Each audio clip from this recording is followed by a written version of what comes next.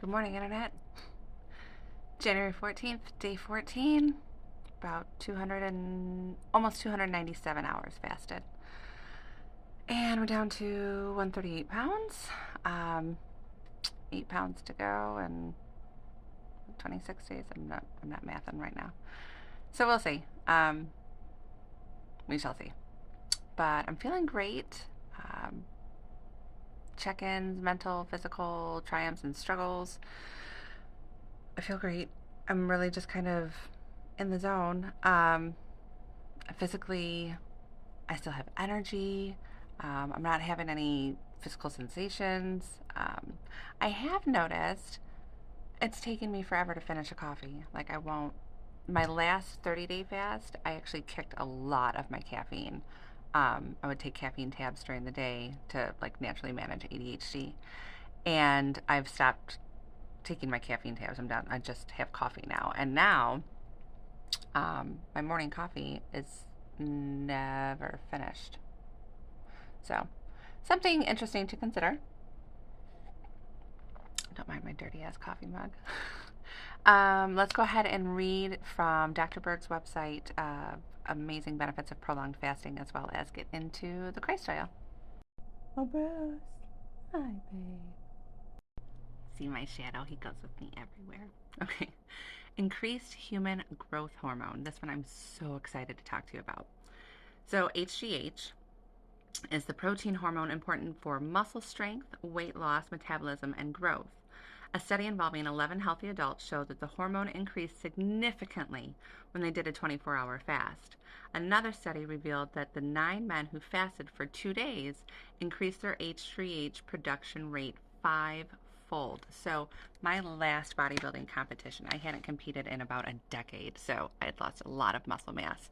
My method going into this training was I actually fasted for 36 hours, then went to the gym, lifted heavy, and then fueled for that, well, 24 hours, for that remainder of the day until 8 p.m. I would take in about 4,000 calories. And then I would fast again, let my HGH skyrocket, lift, fuel, and I did that for the 4-month training program. And I took second and third respectively after a decade off. So there is definitely something to that method, and I'm pretty excited about that. So that's a whole nother thing. Let's get into the Christ oil. Once again, Kelly Marie Kerr's The Sacred Secretion is what I'm reading to you from, picking up where we left off yesterday. The word phosphorus, meaning light bearer, in the early Greek Bible was translated to the word Lucifer in the later Latin Bible, which has caused a myriad of delusions in the centuries that have followed. The number 666 has also been demonized, but is simply the alchemist carbon, which has 6 protons, 6 neutrons, and 6 electrons.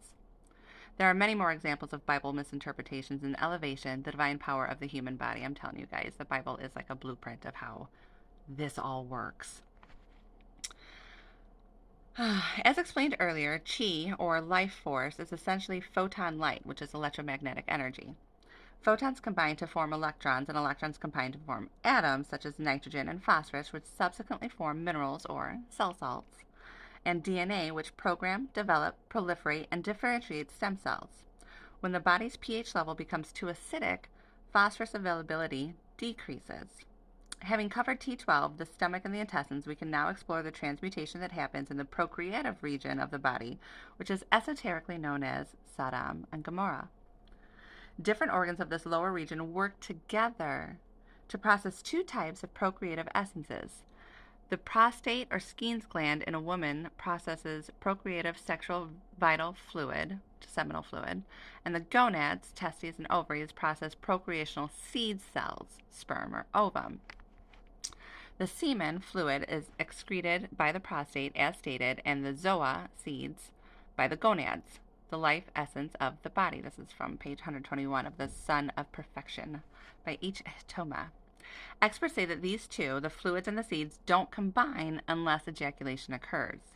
The time which the seed spends in the organs of procreation is referred to as hell because of the torment induced by sexual temptation while the seemingly long task of processing procreative essence occurs. So neat, right? Teachers from various cultures across the world refer to the preservation of procreative essences in different ways. Brahmahaya is one, guys. I probably pronounced that terribly wrong. Guru Rajneesh of Rishikesh, home of Kundalini Yoga, says that Brahmacharya type of yoga, I'm assuming, is a transmutation of the sexual energy. It is changing the whole energy from the sex center to the higher centers. When it reaches the seventh center, samadhi happens. Learning and practicing the movement of vital energy is spiritual science. Facts.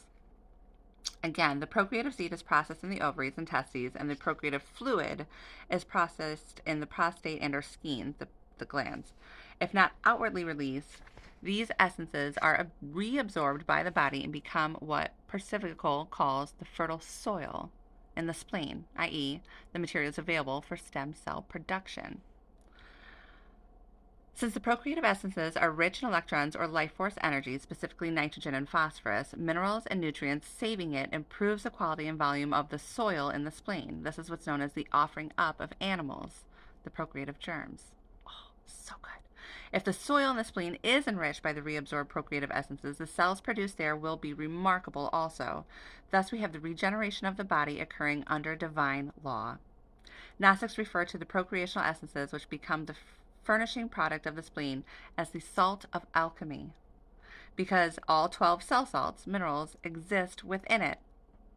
Samuel Allwar warns us not to spill it, but to transform it, because mastery is represented in the salt of the earth, which is our sexual secretions. So before we move forward, we're going to take a look at the two types of procreative essences, which we will do tomorrow. That's awesome, you guys. I love this stuff. Thank you for following along. Thank you for sharing in my journey with me. And thank you for taking charge of your health. I love you. God loves you. Be blessed.